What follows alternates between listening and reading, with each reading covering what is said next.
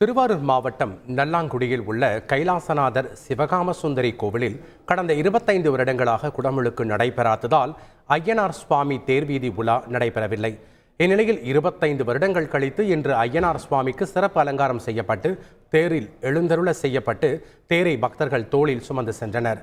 சிகார்பாளையம் உள்ளிட்ட பல்வேறு கிராமங்களில் உள்ள வாய்க்கால், சோமநாதர் குளம், வயல்வெளி என தேரை 8 கிலோமீட்டர் தூரம் தூக்கிச் சென்று ஆலயத்தை அடைந்தனர்.